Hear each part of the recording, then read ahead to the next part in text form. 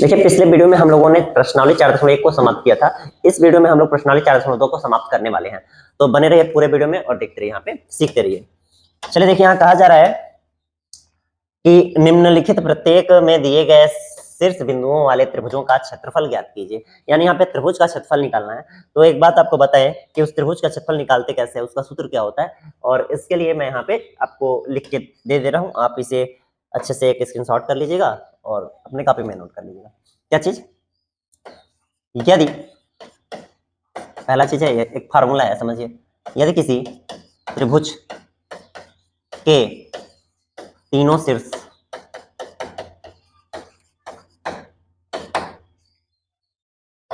मान लीजिए पहले शीर्ष है, पहला वाला शीर्ष है x1 y1, दूसरा वाला है x2 y2 और तीसरा वाला है x3 y3।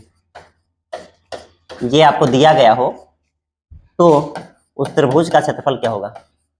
त्रिभुज का क्षेत्रफल होता है हाफ, सारणिक निकालना होता है किसका? x1 y1 1, x2 y2 1 और x3 y3 1। बस यही फार्मूला है त्रिभुज के क्षेत्रफल को निकालने का। क्या होता है? Half x1 y1 1, x2 y2 1, x3 y3 1। बस ये जो आएगा ना, यही हो जाएगा उस त्रिभुज का क्षेत्रफल। एक बात और याद रखिएगा, जो क्षेत्रफल होता है वो प्लस में भी आ सकता है, माइनस में भी आ सकता है, लेकिन प्लस में ही क्षेत्रफल को लिया जाता है, क्योंकि क्षेत्रफल को हम हमेशा धनात्मक राशि ही मानते हैं। तो ठीक है, बाकी गणितीय रूप से आप प्लस माइनस दोनों लेंगे, हाँ, लेकिन जो आंसर आप बताएंगे वो प्लस वाला ही बताएंगे, जो क्षेत्रफल बताएंगे। तो आप लिखेंगे यहाँ पे क्षेत्रफल सदैव धनात्मक होता है। एक नोट है ये, समझ लीजिए। क्षेत्रफल हमेशा कैसा लेना है? पॉजिटिव लेना है। क्षेत्रफल सदैव धनात्मक होता है। अच्छा, इसके बाद आगे बढ़ते हैं। एक आखिरी बात आपके लिए यहाँ पे लिखी जा रही है, वो क्या है कि अगर मान लीजिए किसी त्रिभुज का क्षेत्रफल आपने निकाला और वो 0 आ गया, तो अगर 0 आ गया तो ऐसे केस में आप कहेंगे कि वो जो तीनों बिंदु थे वो एक ही रेखा में थे, अर्थात संरेख थे। इंग्लिश में उसे बोलते हैं कोलिनियर। ठीक है, तो चलिए हम लोग ये भी नोट बना लेते हैं। यदि किसी त्रिभुज का क्षेत्रफल जो है ना वो 0 हो, कैसा हो? 0 यानी 0 हो, तो तीनों बिंदु संरेख होते हैं। तो तीनों बिंदु संरेख होते हैं।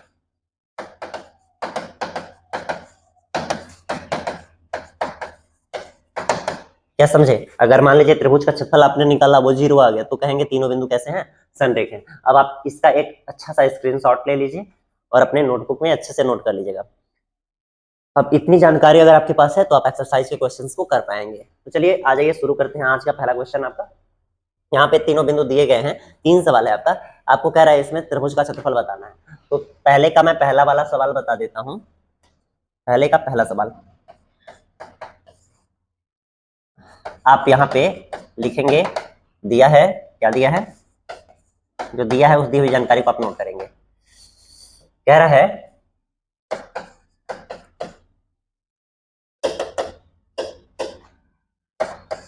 त्रिभुज के तीनों शीर्ष में दिया है। कौन कौन से हैं भाई? 1,0, 1,1 और 10,8। यही हैं उस त्रिभुज के तीनों शीर्षों के निर्देशांक। तो सबसे पहले आप क्या करिए, इसमें समझिए कि ये हो जाएगा x1 और ये हो जाएगा y1। x1 y1 हो गया, ये हो जाएगा x2 और ये हो जाएगा y2, ये x2 y2 हो गया, और ये हो जाएगा x3 और ये हो जाएगा y3, ये x3 y3 हो गया। समझ में आया? x1 y1, x2 y2, x3 y3। अब हम लोग लिखेंगे इसलिए त्रिभुज का क्षेत्रफल। अब बताइए त्रिभुज का क्षेत्रफल क्या होता है? आपने फार्मूला पढ़ा है ना, हाफ सारणिक ऑफ, यानी determinant of x1 y1 1, x2 y2 1, x3 y3 1। देखिए पहला वाला सवाल लगा रहे हैं हम लोग, इसलिए हमने यहाँ फार्मूला यूज कर लिया, नहीं तो आगे से हम डायरेक्ट कर देंगे। ठीक है ना? बाकी जिससे आपका वीडियो लंबा ना हो और वीडियो में समय बच जाए आपका। ठीक है, और आप कॉन्सेप्ट अच्छे से सीख पाए। बाकी आपको करना है तो ऐसे ही पेपर में ढंग से करना है। ठीक है, चलिए आ जाइए। यहाँ देखेंगे हाफ x1 की वैल्यू कितनी है? x1 माने 1 हो जाएगा, y1 माने 0 हो जाएगा, ये भी 1। अच्छा x2 1, y2 1, उसके बाद ये 1 तो है ही, इसके बाद से x3 10, y3 8 और ये 1 हो जाएगा। अब इसको आप क्या करिए, इसका प्रसार कर लीजिए। तो प्रसार कर लेते हैं। मान लीजिए मैंने लिखा r1 के सापेक्ष प्रसार करने पर, तो जब हमने r1 के सापेक्ष प्रसार किया, प्रसार करने पर ये 3x3 का सारणी कैसे हल करना है आपको पिछले वाले एक्सरसाइज में कराया गया है, काफी क्वेश्चन कराया गया है, तो अगर नहीं देखें तो जाके जरूर देख लीजिए। तो यहाँ आ जाएगा हाफ ऑफ। अब देखिए कैसे हल करना है भाई, आपको लिखना होता है ये पहला वाला जो पद है उसको लिख लीजिए, उसके बाद ये पंक्ति और स्तंभ बंद कर लेना है, तिरछी तिरछा गुणा करना है, एक एक कम एक हो गया, माइनस लगा देना है, 8 एक कम 8 हो जाएगा। फिर इसका निशान यानी 0 लिखना है, तो 0 लिखने के बाद से उसके बगल में कुछ भी गुणा उड़ा में लगाइएगा वो 0 ही हो जाएगा, तो इसलिए मैं लगाऊंगा नहीं, क्योंकि 0 माने 0 आ जाएगा। उसके बाद से +1 आ गया, फिर ये पंक्ति और स्तंभ बंद कर लीजिए, 1 8 8 हो जाएगा और माइनस 10 एक कम 10 हो जाएगा। इस प्रकार मैंने उसे हल कर लिया है। अब देखिए यहाँ से 1 में से 8 जाएगा तो माइनस का 7 बचेगा, 1 गुणे -7 आ गया, ये तो 0 हो गया, और यहाँ पे 1 गुणे ये माइनस का 2 आ गया, ठीक है, मतलब यहाँ पे आया -7 और ये माइनस का 2, तो -7 और -2 -11 हो जाते हैं, ठीक है, ये -11 आ गया और बटे में 2, ये आया आंसर। लेकिन आप इसे जवाब नहीं लिखेंगे क्योंकि आपको पता है क्षेत्रफल सदैव कैसा होता है, धनात्मक होता है, तो आप लोग लिखेंगे चूंकि क्षेत्रफल सदैव धनात्मक होता है, क्योंकि क्षेत्रफल सदैव लिख दीजिएगा यहाँ पे, सदैव धनात्मक होता है, इसलिए त्रिभुज का क्षेत्रफल बराबर, ये माइनस हटा के आपको बताना है, माइनस हट जाएगा जब तो क्या हो जाएगा, प्लस में 11/2 वर्ग इकाई, तो ये वर्ग इकाई लिखिए चाहे वर्ग मात्रक लिखिए, दोनों बात एक ही है, ठीक है। अच्छा, इसे आप 11/2 को 5.5 वर्ग इकाई भी लिख सकते हैं, कोई नहीं चलेगा, दोनों चलेगा, ठीक है। तो आपको मेरे ख्याल से अच्छे ढंग से यह सवाल समझ में आया होगा, आप इसका एक स्क्रीनशॉट ले लीजिए, ठीक है। ये थोड़ा सा और पार्ट रहेगा इसका भी, ठीक। अब मैं इसमें मिटा देता हूँ।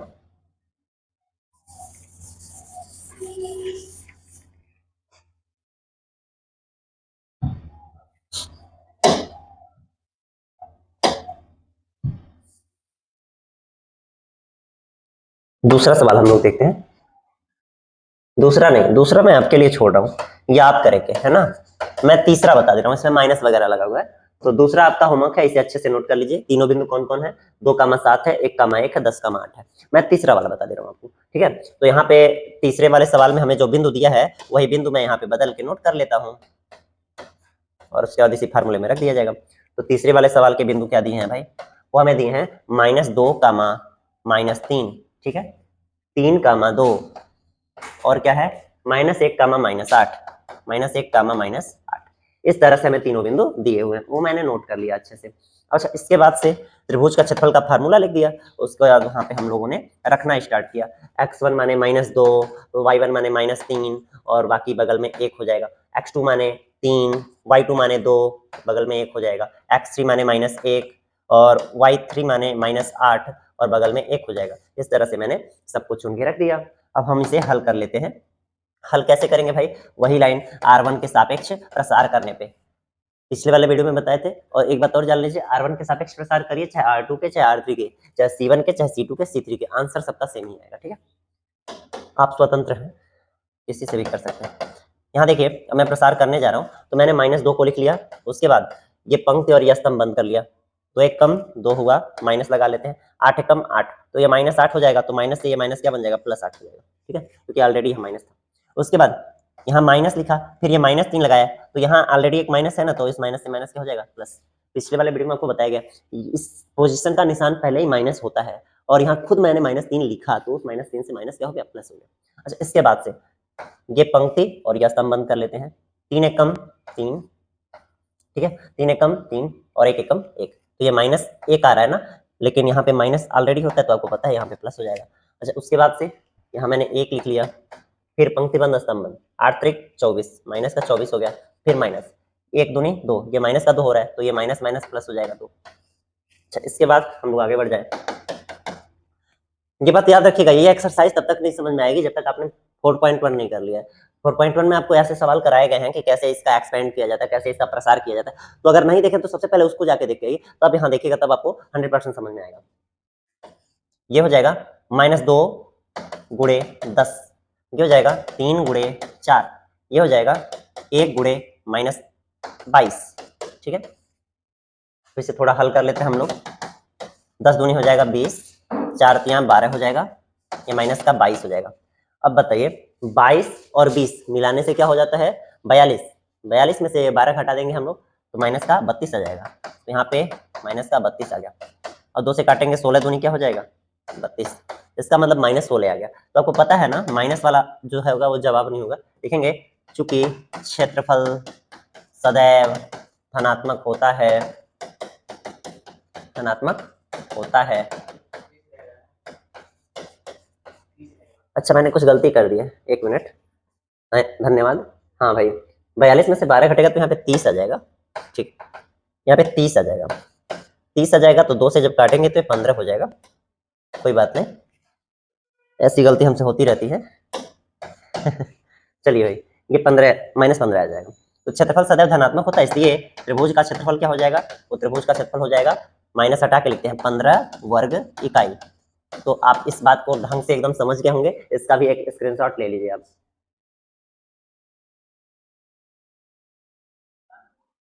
ठीक है, ये लास्ट वाले पार्ट का भी। ठीक है, अब हम लोग क्वेश्चन नंबर 2 में आ जाते हैं। यहाँ देखिए क्या कहा जा रहा है। यहाँ कहा जा रहा है कि दर्शाइए कि ये जो बिंदु दिया है ए, बी और सी, ये तीनों ही बिंदु कैसे हैं? संरेख हैं। तो संरेख अगर सिद्ध करना है तो इसका मतलब अब त्रिभुज का क्षेत्रफल निकाल के और 0 लेते आइए, हो जाएगा सिद्ध। तो चलिए आ जाइए, हम लोग लिखते हैं, हम लोग लिखते हैं कि त्रिभुज ए बी सी, इसका नाम है ए बी सी, है ना, के शीर्ष ए क्या है? ए कामा बी प्लस सी। बी क्या है? वो है बी कामा सी प्लस ए। और सी क्या है? वो है सी कामा ए प्लस बी। इस तरह से हमने नोट कर लिया एक त्रिभुज के तीनों शीर्षों को। अच्छा, यहाँ पे अब आप देखिए, आपको समझना होगा कि x1 कौन है। ये जो a है ना, वो x1 हुआ, और ये y1 हो जाएगा b प्लस सी। यहाँ पे ये x2 हो गया, और ये c प्लस ए पूरा का पूरा y2 हो जाएगा। यहाँ पे ये x3 हो गया, और a प्लस बी क्या हो जाएगा? y3 हो जाएगा। ठीक है, चलिए आ जाइए, हम लोग लिखेंगे, इसलिए त्रिभुज ABC का क्षेत्रफल। अब त्रिभुज ABC का क्षेत्रफल क्या हो जाएगा? Half of determinant x1 y1 1, x2 y2 1, x3 y3 1। इसलिए ये बार बार फार्मूला लिख रहा हूं ताकि आप बार बार देखें और आपको अच्छे से याद हो जाए। तो चलिए आ जाइए, यहाँ पे हाफ ऑफ x1 की वैल्यू क्या है? a है। अच्छा, y1 की वैल्यू है b प्लस सी, लिख दिया, और बगल वाला 1। ठीक है, x2 कितना है? b है। और y2 ये क्या है? c प्लस ए है, और ये 1। अच्छा, इसके बाद से ये क्या है? x3 है c, और ये क्या है? a प्लस बी है, और ये क्या है? 1 है। ठीक है, अब यहाँ पे मैंने लिख दिया। अब इसका मैं एक्सपेंड कर लेता हूँ, प्रसार कर लेता हूँ। तो लिखता हूँ r1 के सापेक्ष प्रसार करने पे। जब आप प्रसार करेंगे तो क्या हो जाएगा? आपको सबसे पहले लिखना होगा ये पहला वाला टर्म, उसके बाद से वो पंक्ति और ये स्तंभ बंद कर लेना होगा। ठीक है, बंद कर लिया। अब क्या करना है? अब आपको करना है गुणा। किसका गुणा करना है भाई? c प्लस ए से 1 में गुणा होगा। देखिए, जब मैंने इसे बंद कर लिया तो यहाँ c प्लस ए बच गया, उसका गुणा 1 में हो जाएगा, तो c प्लस ए कम क्या हो जाएगा? c प्लस ए हो जाएगा। ठीक है, अच्छा, उसके बाद माइनस ए प्लस बी से 1 में गुणा करेंगे तो ए प्लस बी एक कम क्या हो जाएगा? ए प्लस बी हो जाएगा। ठीक है, और उसके बाद ये वाला टर्म नोट करिए, यानी माइनस बी प्लस सी को नोट कर लीजिए। अच्छा, उसके बाद ये जिस पंक्ति और जिस स्तंभ में है उसको बंद कर लेते हैं, है ना। तो यहाँ पे मझले कोष्ठक को लगाने की जरूरत नहीं है। अब देखिए, इसका गुणा जब करेंगे, b से 1 में गुणा होगा, b एक कम b हो जाएगा, और c एक कम c हो जाएगा, तो ये हो जाएगा b माइनस सी। ठीक है, अच्छा, इसके बाद इसको 1 को लिखते हैं, तो फिर यहाँ क्या करना होगा? इस पंक्ति और इस स्तंभ को जब बंद कर लेंगे तो b से गुणा होगा a प्लस बी में, b से गुणा होगा a प्लस बी में, और माइनस c से गुणा होगा c प्लस ए में, c से गुणा हो जाएगा c प्लस ए में।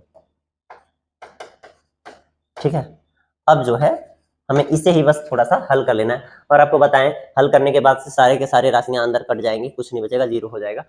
बड़े आराम से हम लोग यहाँ पे संरेखित कर लेंगे। ध्यान दीजिएगा आप लोग, ए बाहर रहने दीजिए आप, और सी प्लस ए को भी आप डिस्टर्ब न करिए, माइनस को बस अंदर लेके जाइए। माइनस अंदर जाएगा तो ये प्लस ए था तो माइनस ए हो जाएगा, ये प्लस बी था तो क्या हो जाएगा, माइनस बी। अच्छा, इसके बाद यहाँ पे आप इनका गुणा करिए। देखिए पहले ब्रैकेट में ए प्लस बी है, दूसरे में ए माइनस बी, इस टाइप का दिख रहा है ना, तो फार्मूला बन जाएगा A square minus B square वाला, यानी ये हो जाएगा B plus C B minus C, यानी B square minus C square, या फिर ये कहिए इन दोनों का गुणा करने से यही आता है, ठीक है। अच्छा, इसके बाद से एक से अंदर गुणा होगा, कोई बात नहीं। अच्छा, यहाँ देख लीजिए, बी से बस अंदर गुणा कर दीजिए, बी से ए में गुणा हो जाएगा, ए बी हो जाएगा, बी से बी में गुणा हो जाएगा, बी स्क्वायर हो जाएगा, ठीक है। माइनस सी से सी में गुणा हो जाएगा तो माइनस सी स्क्वायर हो गया, माइनस सी से ए में गुणा हो जाएगा तो माइनस ए सी हो गया, ठीक है। आगे बढ़ते हैं। यहाँ देखिए, आप ये प्लस का ए है और ये माइनस का ए है, कट जाएंगे लोग। अब हमें क्या करना है, ए से अंदर गुणा कर देना, ए से सी में गुणा हो जाएगा, ए सी हो जाएगा, ए से माइनस बी में गुणा होगा तो माइनस का ए बी बन जाएगा, माइनस को अंदर लेके जाएंगे तो निशान बदल जाएगा, ये प्लस बी स्क्वायर था तो माइनस बी स्क्वायर हो जाएगा, और ये माइनस सी स्क्वायर था तो हो जाएगा प्लस सी स्क्वायर, और ये प्लस का ए बी प्लस का बी स्क्वायर माइनस का सी स्क्वायर, ये माइनस का ए सी। अब हमें क्या करना है कि जो कट रहा है उनको काट देना है, ए सी प्लस में है, ए सी माइनस में है, ए बी माइनस में है, ए बी प्लस में है, बी स्क्वायर माइनस में, बी स्क्वायर प्लस में, सी स्क्वायर सी स्क्वायर, है ना, सारे लोग कट गए। तो बताइए यहाँ पे हाफ इनटू क्या आ गया, जीरो आ गया, इसका मतलब जीरो आ गया। तो सोचिए त्रिभुज का क्षेत्रफल क्या आ गया, जीरो। और आपको पता है अगर त्रिभुज का क्षेत्रफल जीरो आ जाए तो वो त्रिभुज कैसा होता है, उसके बिंदु सारे सारे संरेख होते हैं। लिखेंगे चूंकि त्रिभुज एबीसी का क्षेत्रफल शून्य है, अतः, या इसलिए लिख दीजिएगा तीनों बिंदु संरेख है, इसलिए तीनों बिंदु संरेख है। समझ में आपको, अगर क्षेत्रफल शून्य है तो तीनों बिंदु संरेख हो जाएंगे, और अगर मान लीजिए कह दिया गया कि तीनों बिंदु संरेख है तो इसका मतलब उसका क्षेत्रफल शून्य होगा, ठीक है। तो चलिए इसका भी एक स्क्रीनशॉट ले लीजिए आप सही ढंग से, ठीक है, इसको भी देख लीजिए। अब आगे बढ़ते हैं, अगला क्वेश्चन देखिए यहाँ पे, इसमें भी दो सवाल हैं, दो सवाल में से मैं एक सवाल बता रहा हूँ और एक सवाल आपके लिए छोड़ रहा हूँ, ठीक है। तो मैं कौन सा बता दूं, देखिए इसमें देखिए माइनस लगा, तो मैं माइनस लगा हुआ वाला सवाल बता देता हूँ, ये आपके लिए छोड़ रहा हूँ, ये आपका होमवर्क हो जाएगा, ठीक है ना। आप सभी लोग कॉपी पे आराम से कीजिएगा। क्या कहा जा रहा है यहाँ पे, कहा जा रहा है प्रत्येक में के का मान ज्ञात कीजिए, ये जो के दिख रहा है ना उसका मान ज्ञात करना है, और त्रिभुज का क्षेत्रफल आपको दिया कितना, 4 वर्ग इकाई है, और ये उसके शीर्ष दिए हुए हैं, ठीक है। आ जाइए, हम लोग जो दिया हुआ है उसे नोट करते हैं। तो इसका दूसरा वाला मैं हल कर रहा हूँ, है ना, क्वेश्चन नंबर 3 का सेकंड वाला मैं हल कर रहा हूँ। तो हम लोग लिखेंगे दिया है, जो जानकारी दिया है हम लोग उसे नोट करेंगे। क्या दिया भाई, त्रिभुज के तीनों शीर्ष कौन कौन से हैं, वो है -2, 0, ठीक है, 0, 4 और 0, k, ये हैं उस त्रिभुज के तीनों शीर्ष, ठीक है। अच्छा, वाह, दूसरी बात क्या दिया है कि त्रिभुज का जो क्षेत्रफल है वो कितना है भाई, वो त्रिभुज का क्षेत्रफल कह रहा है इस सवाल में भी और इस सवाल में भी 4 ही वर्ग इकाई रखना है, तो आप बराबर में 4 वर्ग इकाई लिख दीजिए। लेकिन आपको एक बात पता होनी चाहिए कि भाई ये 4 जो आया है वो गणितीय रूप से देखा जाए तो -4 भी आया हो सकता था, है ना, क्यों, क्योंकि आपको पता है कि क्षेत्रफल सदैव धनात्मक होता है, तो सवाल वाला हमसे सिर्फ +4 लिख के बताया है, लेकिन हो सकता है, क्या पता माइनस भी हो सकता है, तो मैं दोनों प्रोबेबिलिटी को यहाँ पे लेके चलूंगा, +4 भी लेके चलूंगा और -4 भी लेके चलूंगा, ठीक है ना, और तब हम लोग इस सवाल को लगा पाएंगे। ऐसे आपको पहले सवाल में भी करना है। अच्छा देखिए, अब त्रिभुज का क्षेत्रफल क्या हो जाएगा, इसका फार्मूला होता है हाफ x1 y1 1, तो ये x1 ये y1 यानी -2 और 0 और 1 हो जाएगा, x2 y2 1 यानी 0 4 1 हो जाएगा, x3 y3 1 यानी 0 k और 1 हो जाएगा। इस तरह से मैंने फार्मूले पे सेट कर दिया, बराबर क्या हो जाएगा, +-4, ठीक है। अब देखिए ये 2 से इधर भाग लगाए ना, उधर गुणा कर दिया जाए तो 2 चौको 8 हो जाएगा, यानी ये बराबर के उधर प्लस का 8 मैंने बना दिया, +-8, ठीक है। और इसका मैं प्रसार कर लेता हूं, तो लिखूंगा यहाँ पे r1 के सापेक्ष प्रसार करने पर, क्या लिखूंगा, r1 के सापेक्ष प्रसार करने पर, प्रसार कर लेते हैं। तो आपको पता है ये -2 नोट करना है, जब -2 नोट हो गया तो उसके बाद पंक्ति बंद स्तंभ बंद, 4 एकम 4 हो जाएगा और -k एकम k हो जाएगा। अच्छा उसके बाद ये 0 नोट करना है तो 0 से गुणा करने पे 0 ही हो जाएगा, उसको छोड़ देते हैं। ये 1 नोट कर लेते हैं, फिर क्या हो जाएगा पंक्तिबंध स्तंभबंध, 0 से k में गुणा होगा 0 हो जाएगा, माइनस 4 से 0 में गुणा होगा वो 0 बन जाएगा। इस तरह से मैंने इसका प्रसार कर लिया है। अब ये 0 हो जाएगा, ये भी 0 हो जाएगा, बस -2 से अंदर गुणा कर देते हैं, तो ये -2 चौको कितना हो जाएगा 8 हो जाएगा, ये माइनस माइनस का गुणा हो जाएगा प्लस 2k हो जाएगा, बराबर यहाँ पे प्लस माइनस 8। अच्छा अब एक काम करते हैं हम लोग, एक बार इसका प्लस चिन्ह उठाते हैं तो k का 1 मान आएगा, और एक बार माइनस उठाते हैं तो लिखेंगे यहाँ पे एक बार धन चिन्ह लेने पर, धन चिन्ह लेने पर, चलिए धन चिन्ह लेते हैं तो देखते हैं क्या होता है। ये -8 प्लस 2k बराबर, यहाँ 2 निशान लगे हुए हैं ना, लेकिन बस प्लस वाला लेना है, तो +8 मैंने ले लिया। अगर मैंने +8 ले लिया है तो आप देख सकते हैं कि 8 के पास -8 जाएगा तो +8 हो जाएगा। इस प्रकार ये 2 के बराबर कितना आ गया 16, 2 8 16, k की वैल्यू कितनी आ गई, वो आ जाएगी अपने पास 8 प्लस का 8 है। और यहाँ पे अब माइनस चिन्ह लेने पर, तो अगर आपने माइनस ले लिया है तो क्या हो जाएगा -8 के प्लस 2 के बराबर -8, ठीक है। अब ये -8 उधर लेके जाएंगे तो क्या हो जाएगा +8 होगा ना, तो ये प्लस के 8 के साथ कट के 0 हो जाएगा, यहाँ तो कट के 0 हो गया, तो 2 के बराबर क्या आ गया 0, तो k की वैल्यू क्या आ जाएगी 0। तो जो आंसर आया अपना, जो k का मान आया अपना, वो हो सकता है 0 भी, वो हो सकता है 8 भी, यानी इसमें से कोई भी हो सकता है। तो ये हुआ अपना आंसर, तो इसको भी आप एक स्क्रीनशॉट ले लीजिए, ठीक है।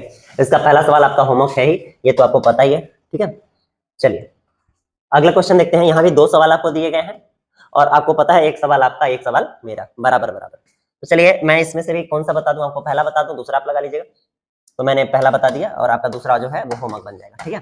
चलिए कहा जा रहा है सारणिकों का प्रयोग करके 1,2 3,6 को मिलाने वाली रेखा का समीकरण याद कीजिए, यानी कि आपको सारणिक का यूज करके ये दोनों बिंदुओं को मिलाने वाली रेखा का समीकरण बनाना है। तो इसका जो टेक्निक है वो मैं आपको बताऊं। मान लीजिए ये बिंदु है, नाम है इसका ए, और ये है 1,2, ठीक है। अच्छा मान लीजिए इस बिंदु का नाम है बी और ये है 3,6। अब अगर मैं एक काम करूं, मुझे सारणिक को इसके अंदर लेके आना है, तो सारणिक कैसे लेके आएंगे कि मैं ना त्रिभुज के क्षेत्रफल वाले सारणिक को ले आना चाहता हूं। तो मैं क्या करूंगा, यहाँ 3 बिंदु उत्पन्न कर दूंगा जानबूझ के अपने पास से। मान लेता हूं कि तीसरा बिंदु जो है वो इसी रेखा पर है, इसी रेखा पर है कहीं पे, और उसका नाम है एक्स कामा, उसका नाम है सी, जिसका निर्देशांक है एक्स कामा वाई। अब बताइए ये जो तीनों बिंदु हैं वो एक ही रेखा में हो गए हैं कि नहीं हो गए। अगर एक ही रेखा में हो गए हैं तो इसका मतलब संरेख हो गए हैं, और अगर संरेख हो गए हैं तो हम इससे बनने वाले त्रिभुज का क्षेत्रफल बराबर 0 दिखा सकते हैं। बस बन गया अपना काम, हो जाएगा समीकरण। तो चलिए आ जाइए इसके पहले सवाल को हम लोग हल करते हैं, ठीक है ना। तो ये चीज मैंने जो बनाया हुआ है इसका चित्र, इसे आप लोग ढंग से समझ लीजिए। हम लोग लिखेंगे यहाँ पे माना बिंदु सी, माना बिंदु सी एक्स कामा वाई, जो बिंदु सी है उसका निर्देशांक क्या है एक्स कामा वाई। बिंदुओं कौन कौन से बिंदु भाई, जो वो दिया है 2 ठे, ए 1,2 और बी 3,6 को मिलाने वाली रेखा पर स्थित है, को मिलाने वाली रेखा पर स्थित है। मैंने मान लिया कि जो बिंदु सी है जिसका निर्देशांक क्या है एक्स कामा वाई, वो इन दोनों बिंदुओं को मिलाने वाली रेखा पे ही स्थित है, अर्थात ये तीनों लोग कैसे हैं संरेख हैं, अर्थात तीनों बिंदु संरेख है। ये बात मैंने लिख दिया। इसलिए त्रिभुज का क्षेत्रफल क्या हो जाएगा, त्रिभुज का क्षेत्रफल अगर हम बनाएं वो क्या हो जाएगा 0। ये 0 हम क्यों लिखे, क्योंकि हमने तीनों बिंदुओं को एक ही रेखा में ले लिया है, ठीक है। अब फार्मूला लगाते हैं, त्रिभुज के क्षेत्रफल का हाफ ऑफ डिटरमिनेंट 1 2 1, क्योंकि x1 y1 1, फिर x2 y2 1 यानी कि 3 6 1, फिर x3 y3 1 यानी x y 1। अच्छा अब किसी को भी पहले बाद में ले सकते थे, आप चाहते तो इसको x1 y1 इसे x2 y2 इसे x3 y3 मान सकते थे, आप चाहते इसे x1 y1 इसे x2 y2 इसे x3 y3 मान सकते थे। आंसर वही आएगा, बराबर क्या है 0। अब ये देखिए हाफ जो है उसको उधर भाग कर दीजिए, खत्म हो जाएगा हाफ का मतलब। यहाँ पे r1 के सापेक्ष प्रसार कर दीजिए, जब आप r1 के सापेक्ष प्रसार करेंगे तो ये 1 आ जाएगा, उसके बाद वो उस पंक्ति और उस स्तंभ को हम लोग बंद कर लेंगे। 6 एकम 6 माइनस y एकम y हो जाएगा, माइनस 2 नोट कर लेंगे, पंक्ति बंद स्तंभ बंद, 3 से 1 में गुणा हो जाएगा, 3 एकम 3 माइनस x से 1 में गुणा हो जाएगा, x एकम x हो जाएगा। उसके बाद प्लस 1 नोट कर लेंगे, फिर पंक्ति बंद स्तंभ बंद, 3 से y में गुणा हो जाएगा, 3y माइनस 6 से x में गुणा हो जाएगा, 6x बराबर 0। हाफ से उधर भाग कर दिया गया है, खत्म हो गया वो। 1 से 6 में गुणा कर देते हैं, 6 कम 6 हो जाएगा, माइनस का y हो जाएगा। 1 मिनट।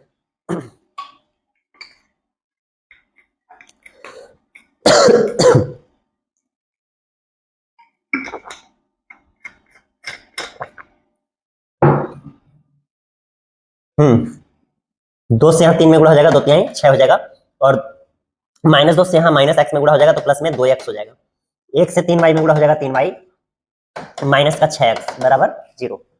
अभी देखिए माइनस 6x है, प्लस का 2x है, तो ये माइनस का 4x बच जाएगा, ये माइनस प्लस का 3y है, ये माइनस का 1y है, तो प्लस का 2y बच जाएगा, और यहाँ माइनस का 6 है, प्लस का 6 है, वो तो कट के खत्म हो जाएगा। इस प्रकार ऐसा समीकरण बना। आप चाहे तो यहाँ से 2 को कॉमन कर सकते हैं और उधर भाग भी दे सकते हैं, तो यहाँ से आप माइनस 2 को कॉमन कर लीजिएगा, 2 दूनी 4 होता है और 2 एकम 2 होता है। क्योंकि माइनस कॉमन किया है तो अंदर का निशान बदल दिया गया है। अब उस माइनस 2 को उधर भाग में लगा दीजिए, तो यहाँ पे 2x माइनस y बराबर 0 हो जाएगा। ये होगा उस रेखा का समीकरण जो इन दोनों बिंदुओं को मिलाने वाली रेखा है। ठीक है, अच्छा इसका भी आप एक स्क्रीनशॉट ले लीजिए। उसके बाद से ठीक है, पहला सवाल एकदम वैसे ही करना है जैसे मैंने किया। अब अगला सवाल देखिए, यहाँ कहा जा रहा है कि यदि ये जो तीनों बिंदु हैं वो त्रिभुज उनसे बनने वाले त्रिभुज का क्षेत्रफल 35 वर्ग इकाई है, तो के का मान ज्ञात कीजिए। अभी अभी आपको जो मैंने सवाल कराया हुआ है के का मान वाला, ये वाला वैसा ही सवाल है, उसमें 35 वर्ग इकाई दिया है, यहाँ पे 4 वर्ग इकाई है। चलिए फिर भी मैं उसे करके आपको दिखा देता हूँ। यहाँ पर विकल्पीय प्रश्न है ना, तो डायरेक्ट कर देता हूं मैं। यहाँ पे क्या हो जाएगा, half x1 y1 1, x2 y2 1, x3 y3 1। तो क्या आपको पता है बहुविकल्पी है तो हमें डायरेक्ट कर देते हैं, कोई दिक्कत नहीं। आपको डिस्क्रिप्टिव तो कराया ही मैंने। यहाँ पे 35 है ना, तो प्लस माइनस 35 लिख लीजिएगा, क्योंकि क्षेत्रफल तो प्लस में भी आ सकता रहा होगा और माइनस में भी, गणितीय रूप से अगर देखा जाए। 2 का गुणा 35 में, 35 दूनी कितना हो जाएगा 70, और यहाँ r1 के सापेक्ष प्रसार कर देते हैं। तो जब r1 के सापेक्ष प्रसार करेंगे तो 2 बंद हो जाएगा, ये 4 एकम 4 माइनस 4 हो जाएगा। यहाँ पे माइनस और ये माइनस 6 लिखेंगे तो हो जाएगा प्लस 6, पंक्ति बंद स्तंभ 5 एकम 5 माइनस के एकम के हो जाएगा। फिर यहाँ पे प्लस 1 लिखेंगे, फिर पंक्ति बंद स्तंभ 5 को 20 माइनस 4 एकम 4 के हो जाएगा। ठीक है, और बराबर में यहाँ देखिए 2 से जब इधर भाग लगा था उधर मैंने गुणा कर दिया, तो 35 दूनी 70 हो जाएगा, है ना। यहाँ देखिए 4 माइनस 4 यानी कि ये आ जाएगा 0, इसका मैटर खत्म। 6 पचे 30 हो जाएगा, माइनस 6 के 20 से कम 20 हो जाएगा, माइनस 4 के बराबर प्लस माइनस 70। एक काम करते हैं, माइनस 6 के माइनस 4 के माइनस में 10 के बना देते हैं, और 30 और 20 मिला के 50 हो जाएगा। ठीक है, बराबर प्लस माइनस 70। ठीक है, एक बार लिखेंगे प्लस वाला चिन्ह लेने पे और एक बार लिखेंगे माइनस वाला चिन्ह लेने पे। तो देखिए जब प्लस वाला लेंगे तो हो जाएगा माइनस 10 के बराबर नहीं प्लस 50 बराबर प्लस 70। तो माइनस 10 के बराबर ये प्लस 50 जाएगा माइनस हो जाएगा, घटाते हैं 20 आ जाएगा, 20 में 10 से भाग कर देते हैं, तो माइनस 10 के बराबर क्या आ जाएगा 20। तो 10 एकम 10, 10 दूनी 20, यानी कि ये माइनस भी उसको दे दीजिए, तो के की वैल्यू आ जाएगी माइनस में 2। और यहाँ माइनस अगर चिन्ह लेंगे तो क्या हो जाएगा, माइनस 10 के प्लस 50 बराबर माइनस 70। अब ऐसे में माइनस 10 के बराबर माइनस 70 के पास प्लस 50 जाएगा, तो ये माइनस 50 हो जाएगा। माइनस 10 के बराबर माइनस 120 हो गया, और 12 दहाई में 120 हो जाएगा, यहाँ पे 12 आ जाएगा। माइनस से माइनस भी कैंसिल हो गया, तो के की वैल्यू कितनी आ गई 12। तो के अपने पास 2 आंसर है, एक माइनस 2 आया है, एक 12 आया है। तो माइनस 2 और 12, माइनस 2 और 12 यहाँ पे दिया हुआ ऑप्शन नंबर डी में, तो इसका ऑप्शन नंबर डी सही हो जाएगा। तो ठीक है, अब जो होमवर्क मिला है आपको वो आपको कर लेना है, और मिलते हैं अगले एक्सरसाइज में।